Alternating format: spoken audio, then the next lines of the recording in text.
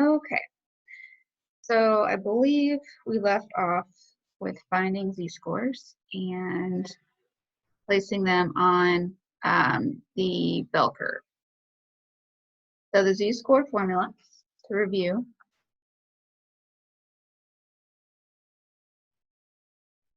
is we have a value we're looking for minus the average divided by the standard deviation.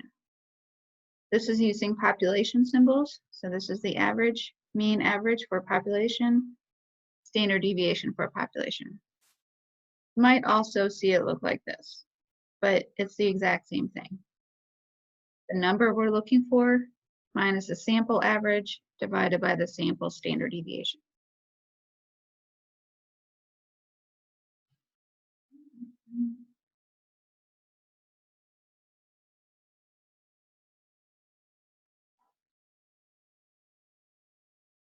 Okay. So this is going to help us in lesson 4. So we're going to find z-scores, and we have to know how to use table E. Okay. So table E is on Canvas. It's uploaded. It's called table E because that's what it's called. Stole it out of a book. And you see that there's a bunch of numbers, right? There's a bunch of numbers here, lots of little decimals. You see that on this side, it's all positives. And on this side, it's all negatives. But still, in here, all these little decimal numbers are still also positive.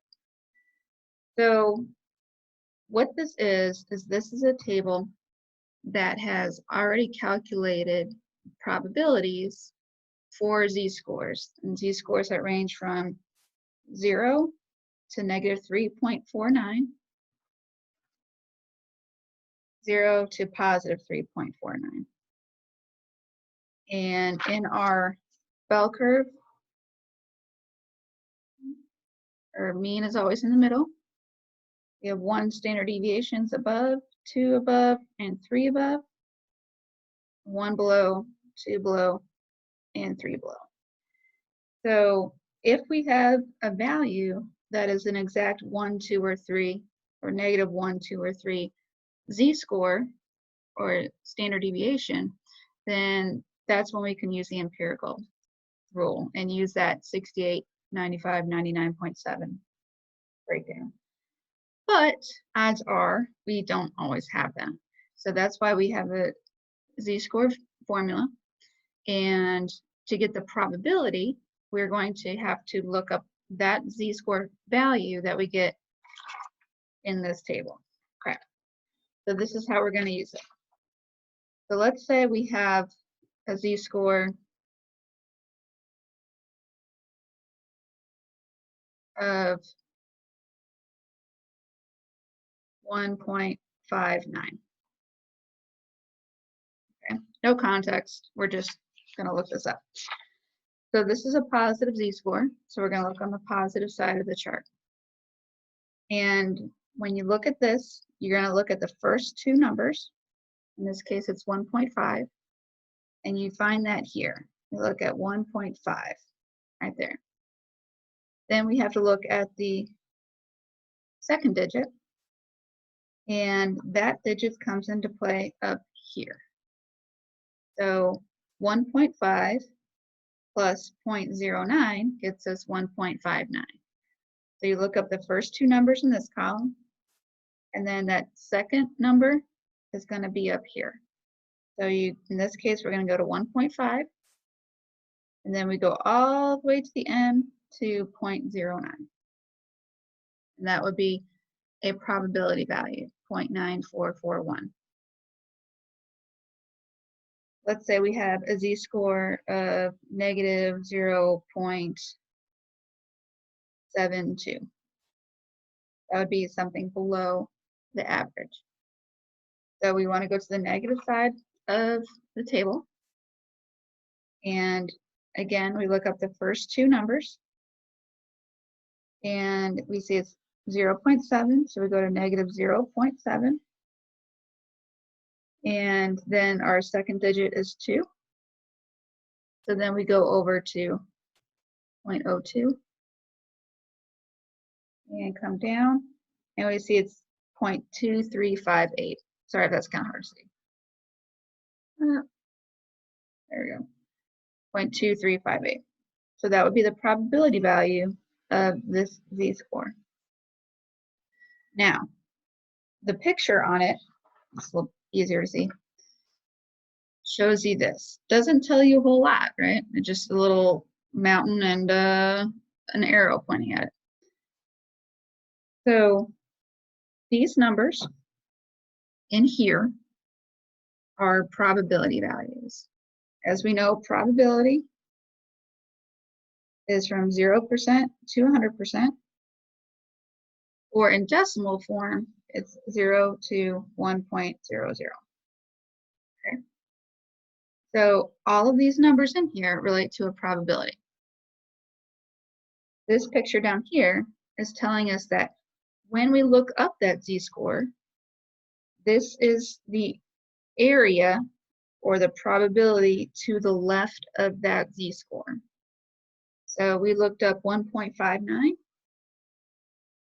and we got 0.9441. What that means, if we think about where that probability lands, it's about, let's say right there, 1.5. The 1.59 is between 1 and 2. We looked up that number, we looked up that z-score. The area to the left of that value, the area to the left of that value is is 0.9441. So all of this is 0.9441. Right. So probability-wise, we can think about it as a decimal, which that's how the questions are usually asked and how we answer them. If it makes it's a little bit easier in our brain sometimes, rather than thinking of little small decimals, to think of percents. So 0.9441 as a percent would be 94.41%. Pretty high, right? And just like before, when we had the empirical rule, we had our set standard deviations. If we had a value here, we added up all those percents, it gets pretty high when it's over here.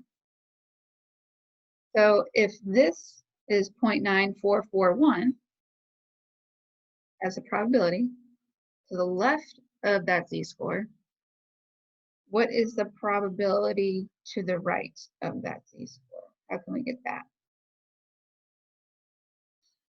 Exactly. So what we can do is, if we know that all of this equals 100%, we're going to take 100% minus 94.41,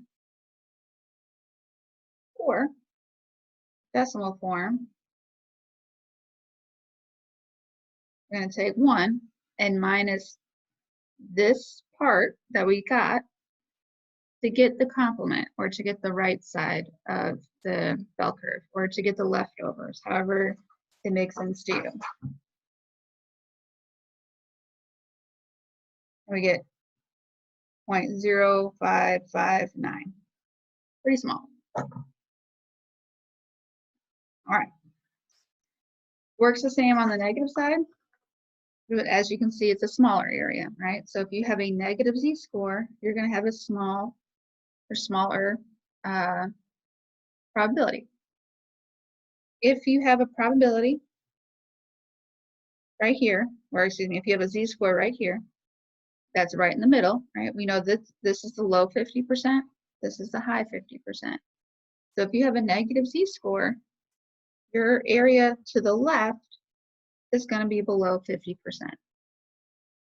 If you have a probability that's positive, like we did right here,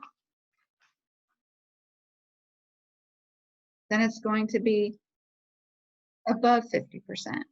just like this was. All right, now when to go lefty righty? Well, that's what we're going to talk about next.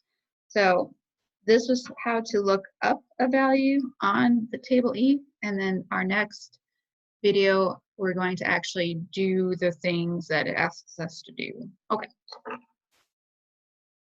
Hang in there with me.